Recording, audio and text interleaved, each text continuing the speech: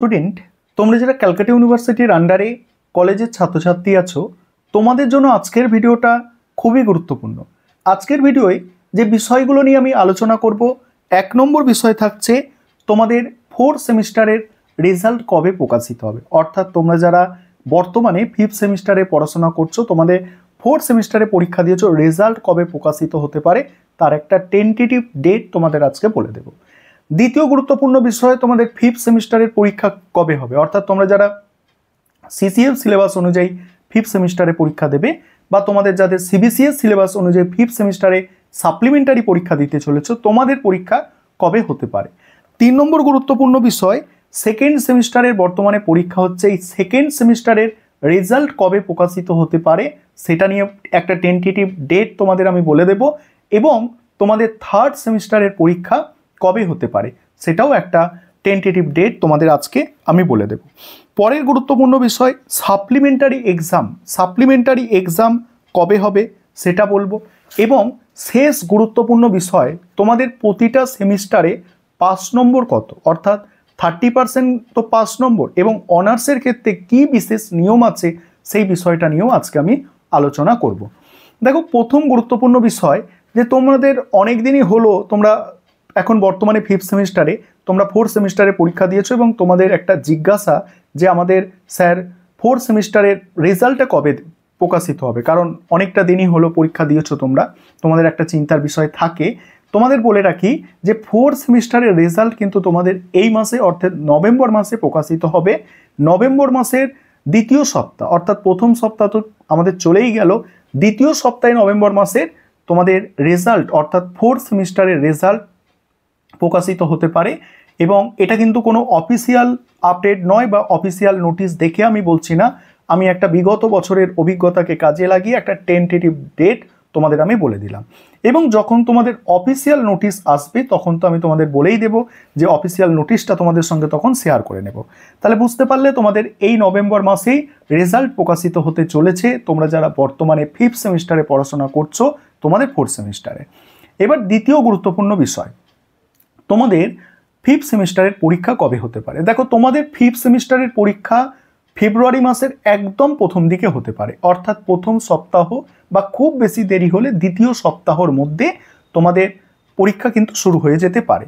আর আরও একটি গুরুত্বপূর্ণ বিষয়, তোমরা যারা বর্তমানে প্রথম সেমিস্টারের ছাত্রছাত্রী আছো, তোমাদের পরীক্ষা কবে হবে। তোমাদের পরীক্ষাও এই 5th সেমিস্টারে যখন পরীক্ষা হবে তার সঙ্গেই তোমাদের পরীক্ষা হতে পারে, অর্থাৎ হতে পারে নয়, সেই সময়ই হয়ে থাকে।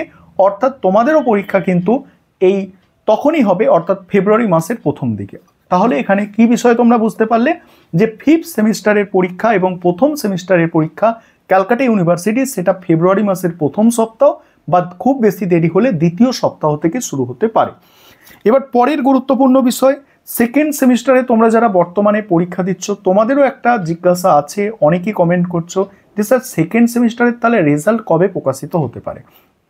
দেখো, ক্যালকাটা ইউনিভার্সিটি একটা সেমিস্টারে রেজাল্ট পাবলিশ করতে মোটামুটি 80 দিন বা তারও বেশি সময় নেয় কখনো কখনো, ঠিক আছে, মিনিমাম 80 দিনের মতো সময় নেয়, কখনো 70, কখনো 80, এরকম 80 দিনের মতো সময় নেয়। সেক্ষেত্রে বলবো তোমাদের পুরো নভেম্বর তো পরীক্ষা হয়েই কাটবে 2nd সেমিস্টারে, ডিসেম্বর, জানুয়ারি এবং ফেব্রুয়ারি, সেই ফেব্রুয়ারির শেষের দিকে তোমাদের রেজাল্ট কিন্তু পাবলিশ হতে পারে। তোমরা যারা 2nd সেমিস্টারে পরীক্ষা দিচ্ছ, তোমাদের ফেব্রুয়ারি মাসের শেষের দিকে তোমাদের কিন্তু 2nd সেমিস্টারের রেজাল্ট প্রকাশিত হতে পারে। পরের গুরুত্বপূর্ণ বিষয়, তোমরা যারা 2nd সেমিস্টারে পরীক্ষা দিচ্ছ, তোমাদের জিজ্ঞাসা আমাদের 3rd সেমিস্টারের পরীক্ষা কবে হতে পারে। দেখো, তোমাদের 3rd সেমিস্টারের পরীক্ষা কবে হতে পারে বলবো, কিন্তু তার আগে একটা বিষয় আছে যে পশ্চিমবঙ্গে আমাদের কিন্তু পশ্চিমবঙ্গে নির্বাচন হতে চলেছে, এবং সেটার এক্সপেক্টেড ডেট, অর্থাৎ নির্বাচনের এক্সপেক্টেড ডেট হচ্ছে মার্চ মাস। অর্থাৎ এখানে কিন্তু নির্বাচন কমিশন এখনো কোনো কিছু ঘোষণা করেনি যে পারফেক্ট কোন সময়ে নির্বাচন হবে।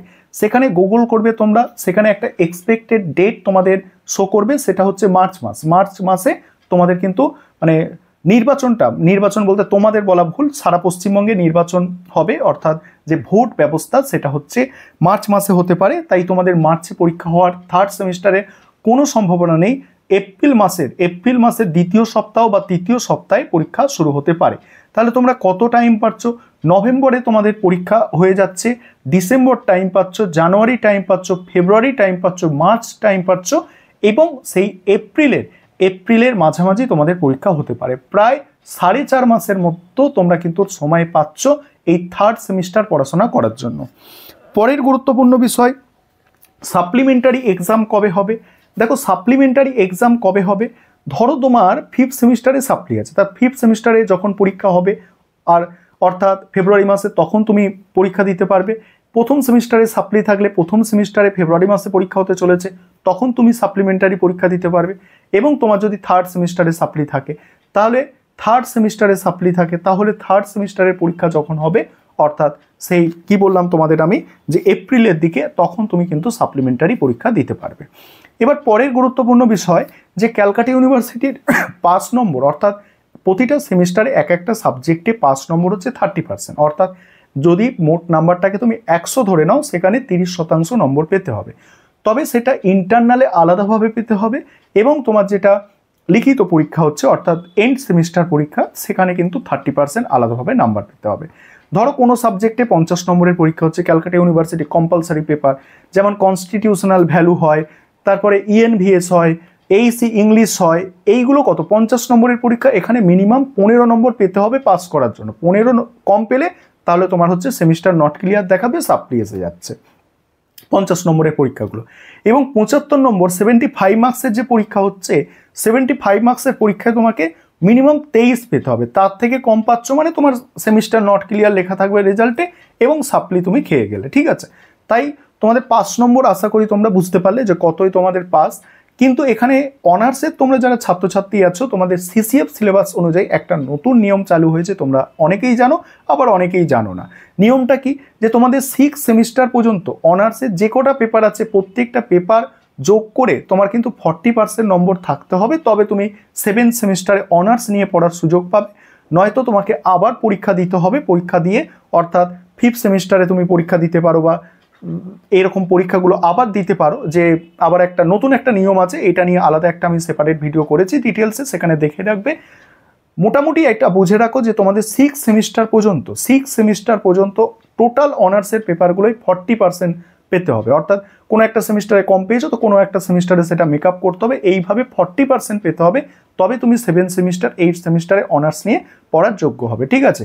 এবং আরেকটা ব্যাপার, তোমরা যারা অনার্সের স্টুডেন্ট আছো, তোমাদের 6 সেমিস্টার পর্যন্ত সবটাই ক্লিয়ার থাকতে হবে, তবে তুমি 7 সেমিস্টার, অর্থাৎ কোনো সাপ্লি থাকা চলবে না, তবেই তুমি 7 সেমিস্টার 8 সেমিস্টার পড়ার সুযোগ পাচ্ছ।